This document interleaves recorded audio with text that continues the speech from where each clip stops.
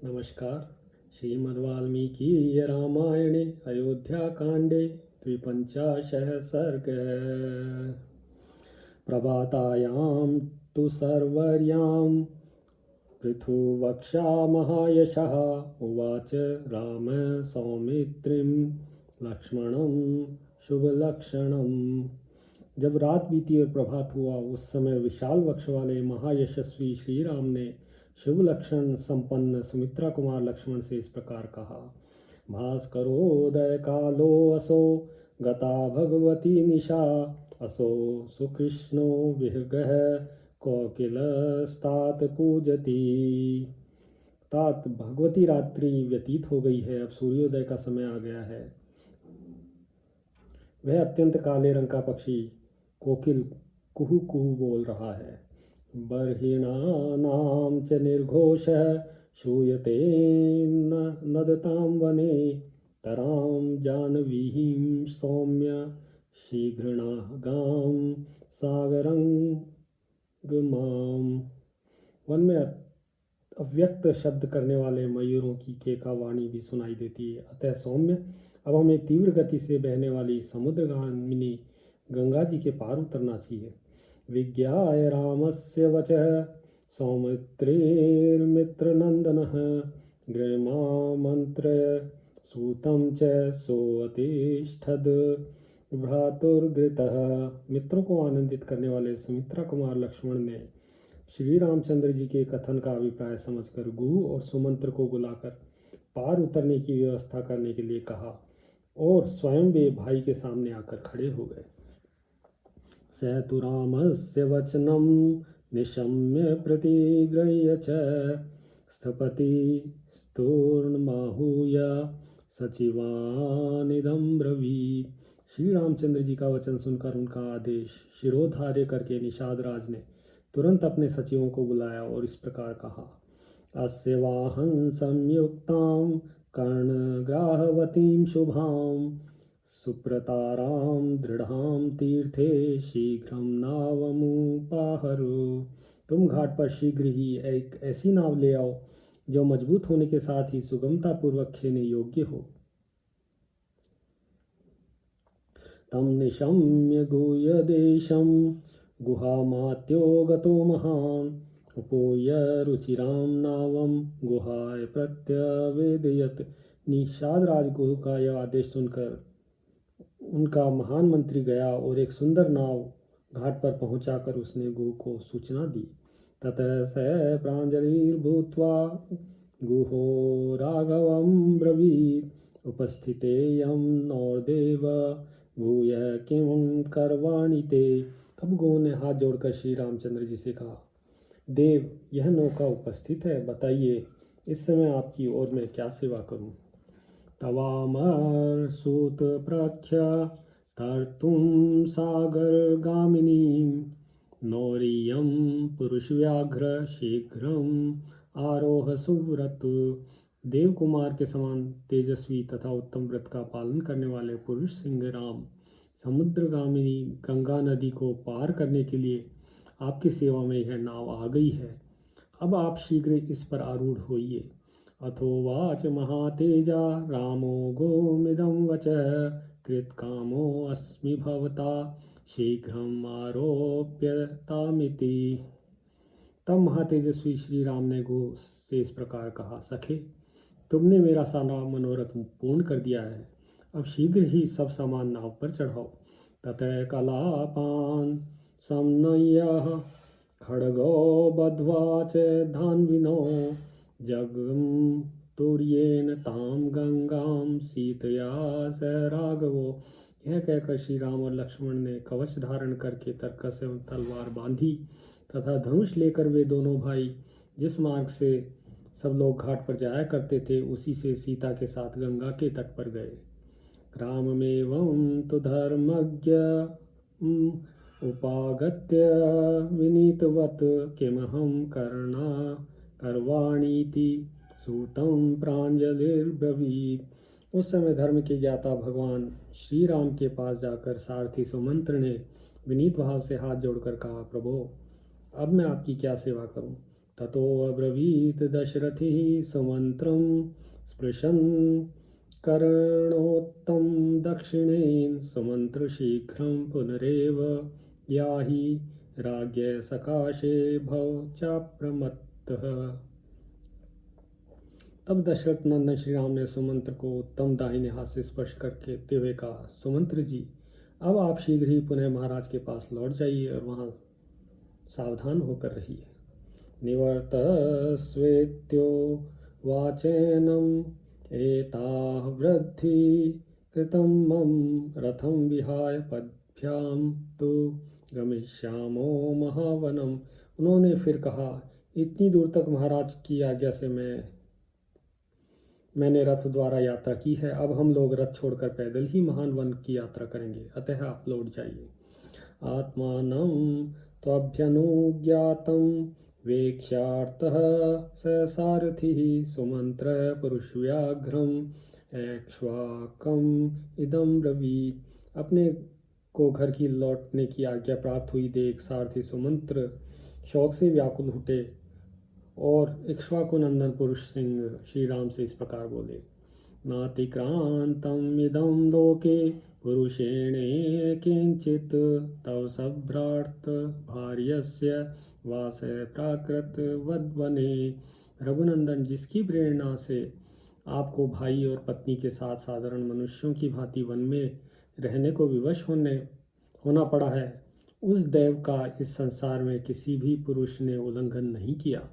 न मन्ये ब्रह्मचर्ये वा स्वधीते वा फलोदयः मार्दवार्जवयोर्वापि त्वां चेद व्यसन्नम आगतम। जब आप जैसे महान पुरुष पर यह संकट आ गया है, तब मैं समझता हूँ कि ब्रह्मचर्य पालन, वेदों के स्वाध्याय, दयालुता एवं सरलता में भी किसी फल की सिद्धि नहीं है। सह राघव वैदेय्या भ्राता चैव वने वसन् त्वं गतिं प्राप्स्यसे वीर त्रीन् लोकांस्तु जयन्निव। वीर रघुनंदन, विदेह नंदिनी सीता और भाई लक्ष्मण के साथ वन में निवास करते हुए आप तीनों लोकों पर विजय प्राप्त करने वाले महापुरुष नारायण की भांति उत्कर्ष प्राप्त करेंगे। वयं खलु हता राम ये त्वया योपवंचिताः कैकेय्या वशमेष्यामः पापाया दुख भागिनी। श्री राम, निश्चय ही हम लोग हर तरह से मारे गए, क्योंकि आपने हम पूर्ववासियों को अपने साथ न ले जाकर अपने दर्शन जनित सुख से वंचित कर दिया। अब हम पापिनी कैकेयी के वश में पड़ेंगे और दुख भोगते रहेंगे। इति ब्रुवन्नात्म समं सुमंत्रः सारथिस्तदा दृष्ट्वा दुर्गतं रामं दुःखार्तो रुरुदे चिरम्। आत्मा के समान प्रिय श्री रामचंद्र जी से ऐसी बातें कह उन्हें दूर जाने को उद्यत देख सारथी सुमंत्र दुख से व्याकुल होकर देर तक रोते रहे। ततस्तु विगते बाष्पे सूतं स्पृष्टवोदकं शुचिं रामस्तु मधुरं वाक्यं पुनः पुनरुवाच तम्।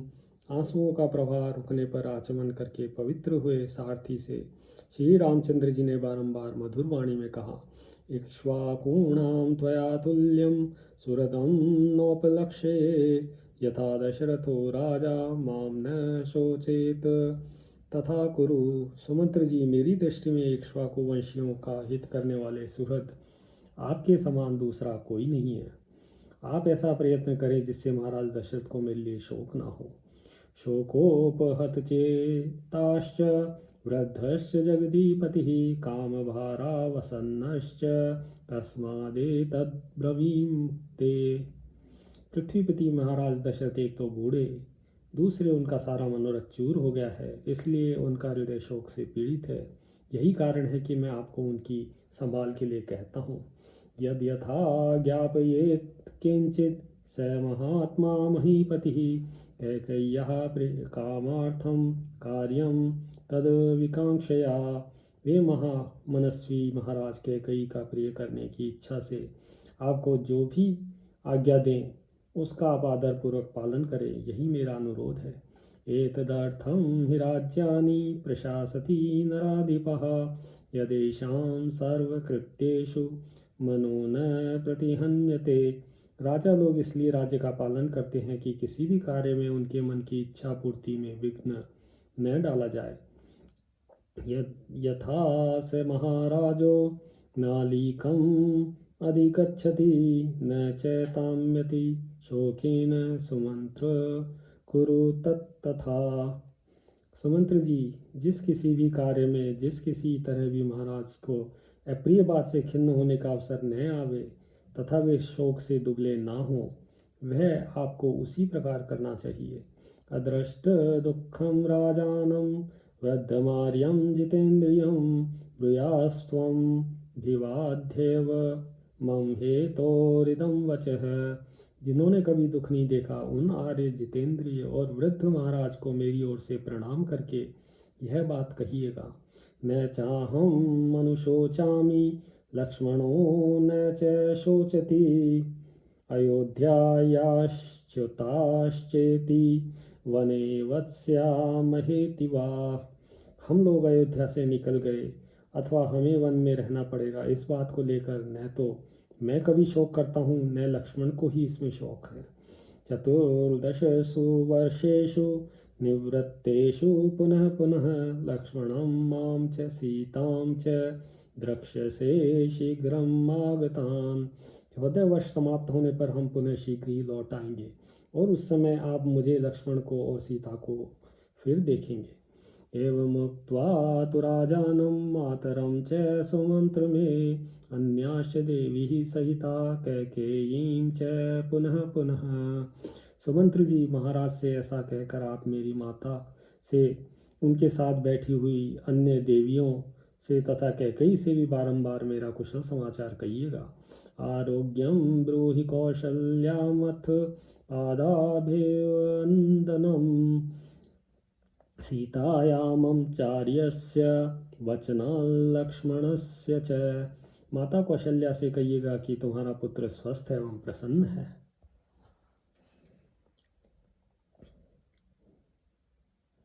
इसके बाद सीता की ओर से मुझ ज्येष्ठ पुत्र की ओर से तथा लक्ष्मण की ओर से भी माता की चरण वंदना कह दीजिएगा।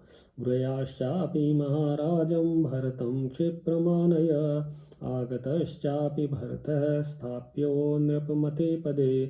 तदनंतर मेरी ओर से भी महाराज से यह निवेदन कीजिएगा कि आप भरत को शीघ्र ही बुलवा लें और जब वे आ जाएं तब अपने अभीष्ट युवराज पद पर उनका अभिषेक कर दें। भरतं च परुष्वज्य यौवराज्ये अभिषिच्य च अस्मत्संतापजं दुःखं न त्वामपि भविष्यति।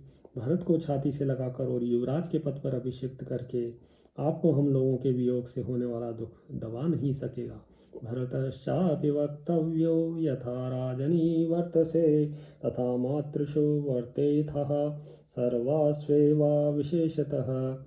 भरत से भी हमारा यह संदेश कह दीजिएगा कि महाराज के प्रति जैसा तुम्हारा बर्ताव है वैसा ही समान रूप से सभी माताओं के प्रति होना चाहिए। यथा च तव कैकेयी सुमित्रा च विशेषतः तथैव देवी कौशल्या मम माता विशेषतः। तुम्हारी दृष्टि में कैकेयी का जो स्थान है वही समान रूप से सुमित्रा और मेरी माता कौशल्या का भी होना उचित है। इन सब में कोई अंतर न रखना। तातस्य प्रियकामेन यौवराज्यं वीक्षता लोकयोरुभयोः शक्यं नित्यदा सुखमेधितुं। पिताजी का प्रिय करने की इच्छा से युवराज पद को स्वीकार करके यदि तुम राजकाज की देखभाल करते रहोगे तो इस लोक में और परलोक में सदा ही सुख पाओगे। निवर्त्यमानो रामेण सुमन्त्रः प्रतिबोधितः तत्सर्वं वचनं श्रुत्वा स्नेहात् काकोत्स्थं ब्रवीत। श्री रामचंद्र जी के ने सुमंत्र को लौटाते हुए जब इस प्रकार समझाया तब उनकी सारी बातें सुनकर वे श्री राम जी से स्नेहपूर्वक बोले। यदहं नौपचारेण ब्रूयां स्नेहादविक्लवं भक्तिमाननिति तत्तावद् वाक्यं त्वं क्षन्तुम् अर्हसि। कथं हि त्वद्विहीनोऽहं प्रतियास्यामि तां पुरीं तव तात वियोगेन पुत्रशोकातुरामिव। तात सेवक का स्वामी के प्रति जो सत्कार पूर्ण बर्ताव होना चाहिए, उसका यदि मैं आपसे बात करते समय पालन न कर सकूं, यदि मेरे मुख से स्नेहवश कोई घृष्टतापूर्वक बात निकल जाए, तो यह मेरा भक्त है, ऐसा समझकर आप मुझे क्षमा कीजिएगा। जो आपके वियोग से, पुत्र शोक से आतुर हुई माता की भांति संतप्त हो रही है, उस अयोध्यापुरी में आपको साथ लिए बिना कैसे लौट कर जा सकूँगा। सरामोमपि तावन्मे रथं दृष्ट्वा तदा जनः विना रामं रथं दृष्ट्वा विदीर्येतापि सा पुरी। आते समय लोगों ने मेरे रथ में श्री राम को विराजमान देखा था। अब इस रथ को श्री राम से रहित देखकर उन लोगों का और उस अयोध्यापुरी का भी हृदय विदीर्ण हो जाएगा। दैव्यम ही नगरी गच्छे दृष्ट्वा शून्यम इमं रथं सुतावशेषं स्वं सैन्यं हतरेरम इवा हहेवे। जैसे युद्ध में अपने स्वामी और वीर रथी के मारे जाने पर इसमें केवल सारथी ही शेष रह गया, वैसा देखकर उसकी अपनी सेना अत्यंत दयनीय अवस्था में पड़ जाती है। उसी प्रकार मेरे इस रथ को आपसे सुना देखकर सारी अयोध्या नगरी दीन दशा को प्राप्त हो जाएगी। दूरे अपि निवसन्तं त्वां मानसेनाग्रतः स्थितं चिन्तयन्तो अद्य नूनं त्वां निराहारः कृतः प्रजः। आप दूर रहकर भी प्रजा के हृदय में निवास करने के कारण सदा उनके सामने ही खड़े रहते हैं। निश्चय ही इस समय प्रजा वर्ग के सब लोगों ने आपका ही चिंतन करते हुए खाना पीना छोड़ दिया होगा। दृष्टं तद्वै त्वया राम यादृशं त्वत्प्रवासने प्रजानां संकुलं वृत्तं त्वच्छोक क्लांत चेतसाम। श्री राम, जिस समय आप वन को आने लगे, उस समय आपके शोक से व्याकुल चित्त हुई प्रजा ने जैसा आर्तनाद एवं शोक प्रकट किया था, उसे तो आपने देखा ही था। आर्तनादो हि पौरे रोन्मुक्त स्वत्व प्रवासने सार्थं मां निशाम्येव कुर्युः सद्गुणं ततः। आपके अयोध्या से निकलते समय पूर्ववासियों ने जैसा आर्तनाद किया था, आपके बिना मुझे खाली रथ लिए लौटा देखकर वे उससे भी 100 गुना हाहाकार करेंगे। अहम किं चापि वक्ष्यामि देवीं तव सूतो मया नीतो असो मातुल कुलं संतापं मा कृथा इति असत्यम् अपि नैवाहं बुब्रूयां वचनम् ईदृशं कथं प्रियमेवाहं ब्रूयां सत्यम् इदं वचः। क्या मैं महारानी कौशल्या से जाकर कहूँगा कि मैंने आपके बेटे को मामा के घर पहुँचा दिया है, इसलिए आप संताप न करें। यह बात प्रिय होने पर भी असत्य है, अतः ऐसा असत्य वचन भी मैं कभी नहीं कह सकता। फिर यह अप्रिय सत्य भी कैसे सुना सकूँगा कि मैं आपके पुत्र को वन में पहुँचा आया। मम तावन्नियोगस्थास्त्वद्वन्धो जनवाहिनः कथं रथं त्वया हीनं प्रवायान्ते अयोत्तमः। ये उत्तम घोड़े मेरी आज्ञा के अधीन रहकर आपके बंधुजनों का भार वहन करते हैं, ऐसी दशा में आपसे सोने रथ को ये कैसे खींचेंगे। तन्न शक्ष्याम्यहं गन्तुम् अयोध्यां त्वद्रते अनघ वनवासाय यानाय मामनुज्ञातुम् अर्हसि। अतः निष्पाप रघुनंदन, अब मैं आपके बिना अयोध्या लौटकर नहीं जा सकूँगा, मुझे भी वन में चलने की आज्ञा दीजिए। यदि मे याचमानस्य त्यागमेव करिष्यसि सारथो अग्निं प्रवेक्ष्यामि त्वक्तमात्र इह त्वया। यदि इस तरह याचना करने पर भी आप मुझे त्याग ही देंगे, तो मैं आपके द्वारा परित्यक्त होकर यहाँ रथ सहित अग्नि में प्रवेश कर जाऊँगा। भविष्यन्ति वने यानि तपो विघ्नकराणि ते रथेन प्रतिबाधिष्ये तानि सर्वाणि राघव। रघुनंदन, वन में आपकी तपस्या में विघ्न डालने वाले जो जो जंतु उपस्थित होंगे, मैं इस रथ के द्वारा उन सबको दूर भगा दूंगा। त्वत्कृतेन मया प्राप्तं रथचर्या कृतं सुखम् आशंसे त्वत्कृतेनाहं वनवास कृतं सुखम। श्री राम, आपकी कृपा से मुझे आपको रथ पर बिठाकर यहाँ तक लाने का सुख प्राप्त हुआ है। अब आपके ही अनुग्रह से मैं आपके साथ वन में रहने का सुख भी पाने की आशा रखता हूँ। प्रसीदेच्छामि ते अरण्ये भवितुं प्रत्यनन्तरः प्रीत्या विहितम् इच्छामि भव मे प्रत्यनन्तरः। अब आप प्रसन्न होकर आज्ञा दीजिए, मैं वन में आपके पास ही रहना चाहता हूँ। मेरी इच्छा है कि आप प्रसन्नतापूर्वक कह दें कि तुम वन में मेरे साथ ही रहो। इमे अपि च हयावीर यदि ते वनवासिनः परिचर्यां करिष्यन्ति प्राप्स्यन्ति परमां गतिम्। वीर, ये घोड़े भी यदि वन में रहते समय आपकी सेवा करेंगे तो इन्हें परम गति की प्राप्ति होगी।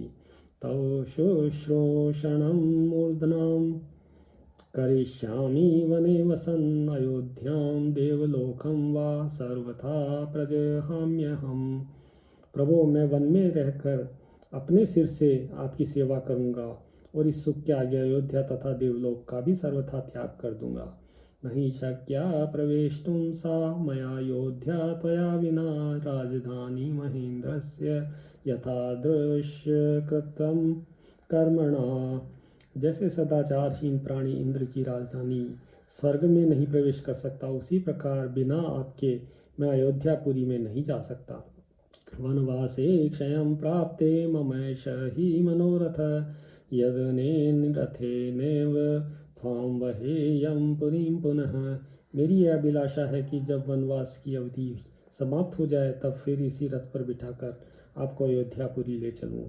चतुर्दशी वर्षाणि सहितस्य त्वया वने क्षणभूतानि यास्यन्ति शतसंख्यानि चान्यथा। वन में आपके साथ रहने से 14 वर्ष मेरे लिए 14 क्षणों की भांति बीत जाएंगे। भूतवत्सल तिष्ठन्तं भर्तृपुत्र गते पथि भक्तं भृत्यं स्थितं स्थित्या न मा त्वं हातुम् अर्हसि। अतः भक्तवत्सल, आप मेरे स्वामी के पुत्र हैं। आप जिस पथ पर चलते हैं उसी पर आपकी सेवा के लिए चलने के लिए मैं भी तैयार हूँ। मैं आपके प्रति भक्ति भाव रखता हूँ, आपका भृत्य हूँ और भृत्य जनोचित मर्यादा के भीतर स्थित हूँ, अतः आप मेरा परित्याग न करें। एवं बहुविधम दीनम याचमानं पुनः पुनः रामो वृत्यानुकंपितो सुमंत्रम इदं ब्रवीत। इस तरह अनेक प्रकार से दीन वचन कहकर बारंबार याचना करने वाले सुमंत्र से सेवकों पर कृपा करने वाले श्री राम भगवान ने इस प्रकार कहा। जानामि परमां भक्तिमहं ते भर्तो वत्सल शृणु चापि यदर्थं त्वां प्रेषयामि पुरीमितः। सुमंत्र जी, आप स्वामी के प्रति स्नेह रखने वाले हैं। मुझ में आपकी जो उत्कृष्ट भक्ति है उसे मैं जानता हूँ। फिर भी जिस कार्य के लिए मैं आपको यहाँ से अयोध्यापुरी भेज रहा हूँ उसे सुनिए। नगरीं त्वां गतं दृष्ट्वा जननी में यवीयसी कैकेयी प्रत्ययं गच्छेदिति रामो वनं गतः। जब आप नगर को लौट जाएंगे तब आपको देखकर मेरी छोटी माँ के कई को यह विश्वास हो जाएगा कि राम वन को चले गए। विपरीते तुष्टिहीना वनवासं गते मयि राजानं नातिशंकेत मिथ्यावादीति धार्मिकम्। इसके विपरीत यदि आप नहीं गए तो उसे संतोष नहीं होगा। मेरे वनवासी हो जाने पर भी वह धर्मपरायण महाराज दशरथ के प्रति मिथ्यावादी होने का संदेह करे। मैं ऐसा नहीं चाहता। एष में प्रथमः कल्पो यदम्बा में यवीयसी भरत रक्षितं स्वीतं पुत्रराज्यं वाप्स्यते। आपको भेजने में मेरा मुख्य उद्देश्य यही है कि मेरी माता कैकेयी भरत द्वारा सुरक्षित समृद्धशाली राज्य को हस्तगत कर ले। मम प्रियार्थं राजर्षं सुमंत्र त्वं पुरीं व्रज संदिष्टश्चापि यानर्थं स्थान ब्रूयास्तथा तथा। सुमंत्र जी, मेरा तथा महाराज का प्रिय करने के लिए आप अयोध्यापुरी को अवश्य पधारिए और आपको जिन के लिए ये जो संदेश दिया गया है वह सब जाकर सब लोगों से कह दीजिए। इत्युक्त्वा वचनं सूतं सांत्वयित्वा पुनः पुनः गुहं वचनं क्लीबो रामो हेतुं मद्ब्रवीत्। ऐसा कहकर श्री राम ने सुमंत्र को बारंबार सांत्वना दी। इसके बाद उन्होंने गुह से उत्साहपूर्वक यह युक्ति युक्त बात कही। नेदानीं गो योग्योऽयं वासो मे सजने वने अवश्यमाश्रमे वास कर्तव्यस्तद्गतो विधेः। निषाद राजगुह, इस समय मेरे लिए ऐसे वन में रहना उचित नहीं है जहाँ जनपद के लोगों का आना जाना अधिक होता हो। अब अवश्य मुझे निर्जन वन के आश्रम में ही वास करना होगा। इसके लिए जटा धारण आदि आवश्यक विधि का मुझे पालन करना चाहिए। सोऽहं गृहीत्वा नियमं तपस्वी जनभूषणं हितकामे पितुर्भूयः सीताया लक्ष्मणस्य च जटा कृत्वा गमिष्यामि न्यग्रोध क्षीरमानय तत्क्षीरं राजपुत्राय गुहः क्षिप्रम् उपाहरत। अतः फल मूल का आहार और पृथ्वी पर शयन आदि नियमों को ग्रहण करके मैं सीता और लक्ष्मण की अनुमति लेकर पिता का हित करने की इच्छा से सिर पर तपस्वी जनों के आभूषण रूप जटा धारण करके यहाँ से वन को जाऊँगा। मेरे केशों को जटा का रूप देने के लिए तुम बड़ का दूध ला दो। गुह ने तुरंत ही बड़ का दूध लाकर श्री राम को दिया। लक्ष्मणस्यात्मनश्चैव रामस्तेनाकरोज्जटः दीर्घबाहोर्नरव्याघ्रो जटिलत्वं धारयत। श्री राम ने उनके द्वारा श्री लक्ष्मण की तथा अपनी जटाएं बनाई। महाबाहु पुरुष सिंह श्री राम तत्काल जटाधारी हो गए। तदा चिरसम्पन्नो जटामण्डलधारिणो अशोभिताम्रशी समो भ्रातरो राम लक्ष्मणो। उस समय वे दोनों भाई श्री राम लक्ष्मण वल्कल वस्त्र और जटामंडल धारण करने पर ऋषियों के समान शोभा पाने लगे। ततो वैखानसं मार्गं स्थितः स लक्ष्मणः व्रतम् आदिष्टवान् रामः सहायं गुहं ब्रवीत्। तदनंतर वानप्रस्थ मार्ग का आश्रय लेकर लक्ष्मण सहित श्री राम ने वानप्रस्थोचित व्रत को ग्रहण किया। तत्पश्चात वे अपने सहायक गुह से बोले, अप्रमत्तो बले कोशे दुर्गे जनपते तथा भवेथा गुह्य राज्यम ही दुरारक्ष तमं मतम। निषाद राज, तुम सेना, खजाना, किला और राज्य के विषय में सदा सावधान रहना, क्योंकि राज्य की रक्षा का काम बड़ा कठिन है। ततस्थं समनुज्ञाप्य गोहमिक्ष्वाको नंदनः जगाम तूर्णं व्यग्रह सभार्यः स लक्ष्मणः। गुह को इस प्रकार आज्ञा देकर उनसे विदा ले इक्ष्वाकु कुल नंदन श्री रामचंद्र जी पत्नी और लक्ष्मण के साथ तुरंत ही वहाँ से चल दिए। उस समय उनके चित्त में तनिक भी व्याग्रता नहीं थी। सह तु दृष्ट्वा नदी तीरे नावम् इक्ष्वाकुनन्दनः तितीर्षुः शीघ्रगां गंगाम इदं वचनं ब्रवीत्। नदी के तट पर लगी हुई नाव को देखकर इक्ष्वाकुनंदन श्री राम ने शीघ्रगामी गंगा नदी के पार जाने की इच्छा से लक्ष्मण को संबोधित करके कहा, आरोह त्वं नरव्याघ्र स्थितां नावमिमां शनः सीतां चरो पयान्वक्षं परिगृह्य मनस्विनीं। पुरुष सिंह, यह सामने नाव खड़ी है, तुम मनस्विनी सीता को पकड़कर धीरे से उस पर बिठा दो, फिर स्वयं भी नाव पर बैठ जाओ। स भ्रातुः शासनं श्रुत्वा सर्वं प्रतिकूलयन् आरोप्य मैथिलीं पूर्वम् आरुहो आत्मवांस्ततः। भाई का यह आदेश सुनकर मन को वश में रखने वाले लक्ष्मण ने पूर्णतः उनके अनुकूल चलते हुए पहले मिथिलेश कुमारी श्री सीता को नाव पर बिठाया, फिर स्वयं भी आरूढ़ हुए। अथारूरो तेजस्वी स्वयं लक्ष्मण पूर्वजः ततो निषादाधिपतिर्गुहो ज्ञाति न चोदयत। सबके अंत में लक्ष्मण के बड़े भाई तेजस्वी श्री राम नौका पर बैठे। तदनंतर निषाद राजगुह ने अपने भाई बंधुओं को नौका खेने का आदेश दिया। राघवोऽपि महातेजा नावम् आरुह्य ततः ब्रह्मवक्ष तत्र वच्चैव जजापहितमात्मनः। महातेजस्वी श्री रामचंद्र जी भी उस नाव पर आरूढ़ होने के पश्चात अपने हित के उद्देश्य से ब्राह्मण और क्षत्रिय के जपने योग्य देवी नाव इत्यादि वैदिक मंत्र का जप करने लगे। आचम्य च यथा शास्त्रं नदीं तां सहसीतया प्राणं मत्प्रीति संतुष्टो लक्ष्मणश्च महारथः। फिर शास्त्र विधि के अनुसार आचमन करके सीता के साथ उन्होंने प्रसन्नचित होकर गंगा जी को प्रणाम किया। महारथी लक्ष्मण ने भी उन्हें मस्तक झुकाया। अनुज्ञाय सुमंत्रं च सबलं चैव तं गुहम् आस्थाय नावं रामस्तु चोदयामास नाविकान्। इसके बाद श्री राम ने सुमंत्र को तथा सेना सहित गुह को भी जाने की आज्ञा दी। नाव पर भली भांति बैठकर मल्लाहों को उसे चलाने का आदेश दिया। ततस्तैश्चालिता नौका कर्णधार समाहिता शुभस्पय वेगाभिहता शीघ्रं सलिलम् अत्यगात। तदनंतर मल्लाहों ने नाव चलाई। कर्णधार सावधान होकर उसका संचालन करता रहा। वेग से सुंदर नाव चलाने के कारण वह बड़ी तेजी से पानी पर बहने लगी।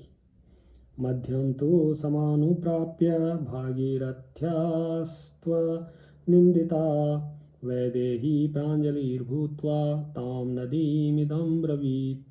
भागीरथी की बीच धारा में पहुंचकर सती साध्वी विदेह नंदिनी सीता ने हाथ जोड़कर गंगा जी से यह प्रार्थना की। पुत्रो दशरथस्यायं महाराजस्य धीमतः निदेशं पालयत्वेनं गंगे त्वदभिरक्षितः। देवी गंगे, ये परम बुद्धिमान महाराज दशरथ के पुत्र हैं और पिताजी की आज्ञा पालन करने के लिए वन में जा रहे हैं। ये आपसे सुरक्षित होकर पिता की इस आज्ञा का पालन कर सकें, ऐसी कृपा कीजिए। चतुर्दश ही वर्षाणि समग्राण्योश्य कानने भ्रात्रा सह मया चैव पुनः प्रत्यागमिष्यति। वन में पूरे 14 वर्षों तक निवास करके ये मेरे साथ अपने भाइयों के साथ पुनः अयोध्यापुरी को लौटेंगे। ततस्त्वां देवी सुभगे क्षेमेण पुनरागता यक्षे प्रमुदिता गंगे सर्वकाम समृद्धिनी। सौभाग्यशालिनी देवी गंगे, उस समय वन से पुनः कुशल लौटने पर संपूर्ण मनोरथ से संपन्न हुई मैं बड़ी प्रसन्नता के साथ आपकी पूजा करूंगी। त्वं ही त्रिपथगे देवी ब्रह्मलोकम समक्ष से भार्या चौदधी राजस्य लोके अस्मिन् संप्रदृश्यसे।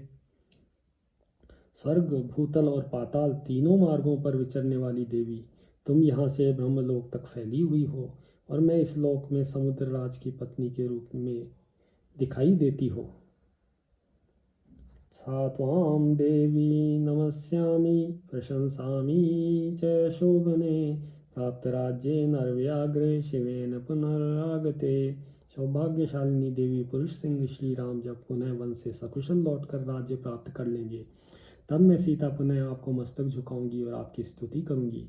गवां शत सहस्त्रं च वस्त्राण्यन्नं च पेशलं ब्राह्मणेभ्य प्रदास्यामि तव प्रिय चे कीर्षया। इतना ही नहीं, मैं आपका प्रिय करने की इच्छा से ब्राह्मणों को 1,00,000 गौएं, बहुत से वस्त्र तथा उत्तमोत्तम अन्न प्रदान करूंगी। सुराघट सहस्रेण मांसभूतोदनेन च यक्षे त्वां प्रीतयां देवी पुरीं पुनरुपागता। देवी, पुनः अयोध्यापुरी में लौटने पर मैं सहस्त्रों देव दुर्लभ पदार्थों से तथा राजकीय भाग से रहित पृथ्वी, वस्त्र तथा अन्न के द्वारा भी आपकी पूजा करूंगी। आप मुझ पर प्रसन्न हो। यानी त्वत्तीर्वासीने देवतानि च सन्ति हि तानि सर्वाणि यक्ष्यामि तीर्थान्यायतनानि च। आपके किनारे जो देवता, तीर्थ और मंदिर हैं, उन सब का मैं पूजन करूंगी। पुनरेव महाबाहुर्मया भ्रात्रा च संगतः अयोध्यां वनवासात् तो प्रविशत्वन् घो अनघे। निष्पाप गंगे, ये महाबाहु पाप रहित मेरे पतिदेव मेरे तथा आपके भाई अपने भाई के साथ वनवास से लौटकर पुनः अयोध्या नगरी में प्रवेश करें। तथा संभाषमाणा सा सीता गंगाम अनिंदिता दक्षिणा दक्षिणं तीरं क्षिप्रमेवाभ्युपागमत्। पति के अनुकूल रहने वाली सती साध्वी सीता इस प्रकार गंगा जी से प्रार्थना करती हुई शीघ्र ही दक्षिण तट पर जा पहुंची। तीरं तो समानुप्राप्य नावं हित्वा नरषभः प्रतिष्ठत सह भ्रात्रा वैदेह्या च परंतपः। किनारे पहुंचकर शत्रुओं को संताप देने वाले नरश्रेष्ठ श्री राम ने नाव छोड़ दी और भाई लक्ष्मण तथा विदे नंदिनी सीता के साथ आगे को प्रस्थान किया। अथाब्रवीन् महाबाहु सुमित्रानन्दवर्धनं भवसंरक्षणार्थाय सजने विजने अपि वा अवश्यं रक्षणं कार्यं मद्विधैर्विजने वने अग्रतो गच्छ सौमित्रे सीता त्वम् अनुगच्छतु। पृष्ठतो अनुगमिष्यामि सीतां त्वां चानुपालयन् अन्योन्यस्य हीनो रक्षा कर्तव्या पुरुषर्षभः। तदनंतर महाभाव श्री राम सुमित्रा नंदन लक्ष्मण से बोले, सुमित्रा कुमार, अब तुम सजन या निर्जन वन में सीता की रक्षा के लिए सावधान हो जाओ। हम जैसे लोगों को निर्जन वन में नारी की रक्षा अवश्य करनी चाहिए। अतः तुम आगे आगे चलो, सीता तुम्हारे पीछे पीछे चले और मैं सीता की तथा तुम्हारी रक्षा करता हुआ सबके पीछे चलूँगा। पुरुष प्रवर हम लोगों को एक दूसरे की रक्षा करनी चाहिए। न ही तावदति क्रांता सुकरा काचन किया अद्य दुःखं तु वैदेही वनवासस्य वेत्स्येति। अब तक कोई भी दुष्कर कार्य समाप्त नहीं हुआ है। इस समय से ही कठिनाइयों का आरंभ हुआ है। आज विदेह कुमारी सीता को वनवास के वास्तविक कष्ट का अनुभव होगा। प्रणष्ट जन संबाधम क्षेत्राराम विवर्जितम विषमं च प्रपातं च वन मध्य प्रवेक्षति। अब ये ऐसे ही वन में प्रवेश करेंगी जहाँ मनुष्यों के आने जाने का कोई चिन्ह दिखाई नहीं देगा। न धान आदि के खेत होंगे, न टहलने के लिए बगीचे, जहाँ ऊंची नीची भूमि होगी और खड्डे मिलेंगे जिनमें गिरने का भय होगा। श्रुत्वा रामस्य वचनं प्रतस्थे लक्ष्मणो अग्रतः अनंतरं च सीताया राघवो रघुनंदनः। श्री रामचंद्र जी का यह वचन सुनकर लक्ष्मण आगे बढ़े। उनके पीछे सीता चलने लगी तथा सीता के पीछे रघुकुल नंदन श्री राम थे। गतं तो गंगा पर पारमाशु रामं सुमंत्र सततं निरीक्ष्य अध्वप्रकर्षाद् विनिवृत्त दृष्टि मुमोच बाष्पं व्यथितस्त तपस्वी। श्री रामचंद्र जी शीघ्र गंगा जी के उस पार पहुंचकर जब तक दिखाई दिए तब तक सुमंत्र निरंतर उन्हीं की ओर दृष्टि लगाए देखते रहे। तब वन के मार्ग में बहुत दूर निकल जाने के कारण वे दृष्टि से ओझल हो गए। तब तपस्वी सुमंत्र के हृदय में बड़ी व्यथा हुई। सलोकपाल प्रतिम प्रभाव स्थित्वा महात्मा वरदो मया नदीं ततः समृद्धान् शुभ सस्यमालिन्यः क्रमेण वत्सान् मुदितान् उपागमत्। लोकपालों के समान प्रभावशाली वरदायक महात्मा श्री राम महानदी गंगा को पार करके क्रमशः समृद्धशाली वत्स देश प्रयाग में जा पहुँचे, जो सुंदर धन धान्य से संपन्न था। वहाँ के लोग बड़े हष्टपुष्ट थे।